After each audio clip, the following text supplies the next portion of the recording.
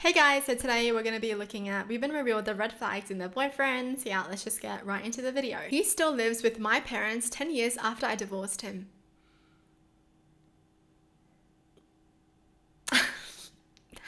Excuse me, I'll be so pissed if every single time I go to my parents' place and he's sitting on the couch eating his snacks, bumming away. Excuse me? Once I started talking to this new guy, I sent him a text saying I was gonna go home and change and get my car and I would be over. He flipped out saying, oh my god, if it's such a chore then don't come out. Followed by, you're probably stalling to F your ex. And then some other statements. Side note, we have been talking for a week and never once had any of these problems arisen. So yeah, red flag that he's probably crazy. She's literally giving him the stages of her day, like, I'm gonna do this and now head over. That's the most polite thing someone can say. I like telling people these kind of things so they can have like a time for when I'm gonna be over kind of thing. So they're not wondering what the hell is taking me so long. Right? Like, come on now. That man is just insecure as. I knew this guy, we'd call him Adam, in middle school, but became friends around our freshman year. We had a few classes together and would hang out after school in groups with other mutual friends, including my boyfriend at the time. One day, out of the blue, I get a text from Adam. In this text, Adam confesses his love for me. We weren't that close as friends, never hung out alone. I don't believe I ever gave him reason to think that I had those kind of feelings for him. I tell him that while I'm flattered, I don't have the same feelings. I try to let him down easy. Adam takes it hard. He avoided me in class and stopped hanging out with our friends. After a month or so, things go back to normal. This is where the red flags come up. I start getting flowers delivered to my house. They're from Adam. After the 4th delivery, I call the florist and ask them to stop having flowers sent to me. Then I get envelopes full of torn petals. One day I come home and there's a full box of roses on my bed. When I ask my dad if he brought them in my room for me, my dad tells me he didn't. We check all the doors and windows, and the latch on my window is broken. Adam broke into my house. We called the cops, but with no proof of it really being Adam, nothing was really done. My older brother takes it into his own hands and threatens Adam, and things cool down for a while. Now, 7 years and a restraining order later, I still get flowers and letters sent to my parents' house occasionally. All sent anonymously, but we all know it's Adam.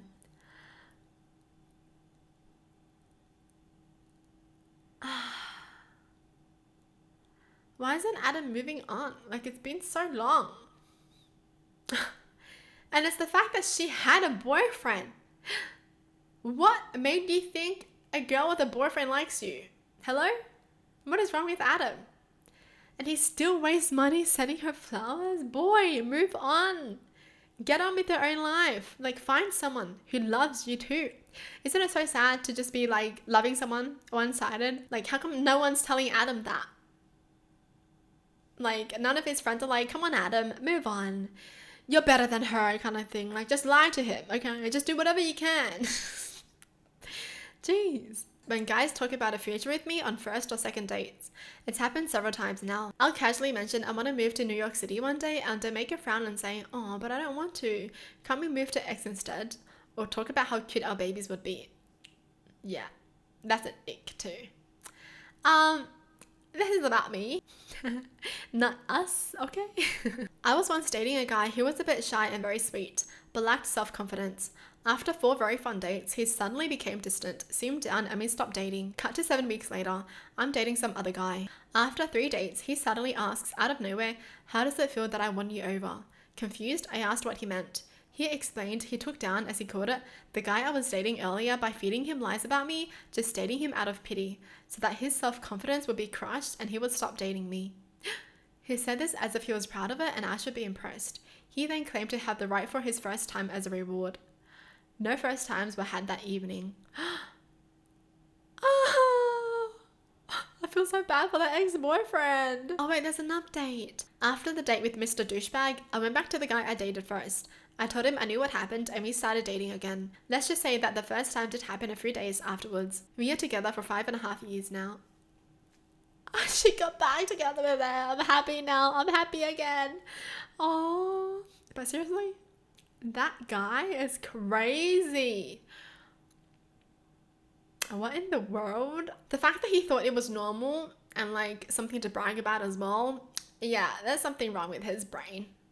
Seriously. When he wouldn't let me wear shorts because no one should be able to see that but me. Sadly, this didn't actually strike me as crazy or possessive until after the relationship ended. Not being able to wear shorts. What if it's summer and she's hot and all that stuff? Not being able to wear shorts. Are you kidding me? Anyone who tries to change the way that you dress, they're a red flag. I was with a bunch of friends at a bar getting drunk, and towards the end of the night, everyone left except for one of their friends I had just met that night. He ordered us another drink and I reluctantly stayed. Then he asked me to come back to his home and I told him no. He asked over and over again and then started saying, "It's not like I'm gonna R-word you." He said this over and over and I got the F out and left. It's not like I'm gonna R-word you. That's exactly what it sounds like you're gonna do. Seriously, if you're thinking it, then yeah. Some people are just freaking scary. It feels super uncomfortable with me having male friends. I had an ex break up with me because I gave a male friend a side hug. He begged for me back the next day, but I ran like the wind. A side hug, not even like a full-on front hug, just a side hug, and he broke up with her. I am shook. What about handshakes then? What about that? When he claims to have PTSD from Afghanistan, has nightmares so real he chokes you in his sleep, is violently racist towards anyone vaguely Middle Eastern looking, yet it turns out he never made it past week 2 of basic training. So he's just been lying and he's doing all of that because that's what he wants to do. I mean, even if it was PTSD, that's not even okay. Choking you for real because he has trauma? What kind of trauma needs you to like kill someone?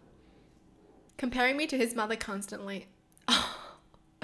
Yeah, no thanks. Like, if that's what you want, then go back home and live with your mum. You know, do everything with your mum then. If he gets into the school system and spends countless hours looking through student pictures to find your name just so he can add you on Skype, then he's probably crazy, trust me. Oh, and if he finds your Facebook, becomes friends with your friends to get your phone number and messages you every 3 hours, you can bet he's crazy. Wow, that's crazy. That is crazy. But I feel like, you know what though? I feel like girls do this. They love Facebook stalking, they stalk everywhere, but they don't make an action on it. Do you know what I mean? It's like they'll find you. Yes, they'll look through your pictures and see if you're like a nice guy and everything. See what your vibes are, but they will never add you, message you, or do anything like that. But they will stalk you online. Let's just try to be safe, basically. A red flag for me is a guy who doesn't know how to set limits with his family. Someone who doesn't know how to speak up for himself against his family. Letting his mum control his life and trying to live in the footsteps of his father instead of paving his own road. For sure. Doesn't know how to defend anyone he loves. Is just living for his side of the family. For sure is a red flag. Well, that's it for the video. Hope you guys enjoyed. Tell me in the comments down below what your thoughts are. And as always, thanks for watching. Hope you guys liked it. And I'll see you guys next time. Bye.